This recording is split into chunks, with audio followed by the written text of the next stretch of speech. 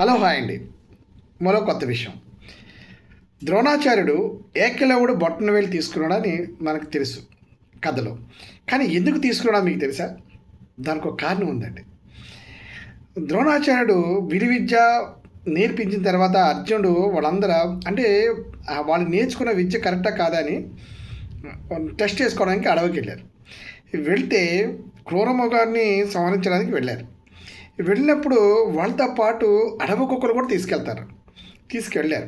వెళ్ళినప్పుడు అడవి కుక్కలకి ఒకలాంటి ట్రైనింగ్ ఉంటుంది. దానికి ఒక వింతగా కనబడిన ఎవరైనా సరే వెళ్ళి మొరగడం, పట్టుకోవడం దానికి అలవాటు. అయితే ఎప్పుడైతే ఈ కుక్కలను పట్టుకెళ్లారో ఆ కుక్కలు ఏకలవుడి దగ్గరికి వచ్చినాయి. ఏకలవుడు చూడడానికి వింతగా పులి చర్మం కట్టుకొని తలకి వెంట్రుకలు కట్టుకొని ఒక వింతగా కనబడి ఆ కుక్కలు అరవడం సాగాయి. అరిగినప్పుడు అప్పుడు ఏకలవుడు బాణంతో ఒక విధంగా సంధించాడనమాట.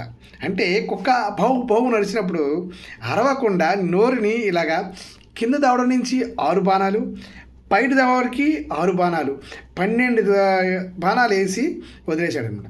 అది కుయ్యం అనుకుంటూ ఈ ద్రోణాచార్య గ్యాంగ్ దగ్గరికి వచ్చింది. అది చూసి ఆశ్చర్యపోయాడు ఈ ద్రోణాచార్యుడు. ఇంత అంటే దాన్ని అరవకుండా చేశాడు. ఇంత ఘోరంగా ఎలాగ చేశాడని ద్రోణాచార్యుడు అనుకొని ఎవరో తెలుసుకొని తన బొటన వేలు కానుకగా తీసుకున్నాడు. అంటే గురు ఫలితంగా ఎందుకు తీసుకున్నాడంటే కుక్క అనేది అరవడం దాని నైజం.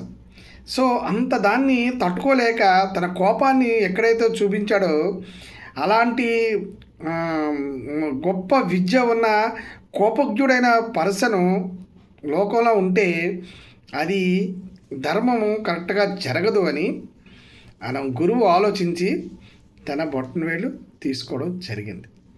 గొప్ప పాయింట్. బాయ్.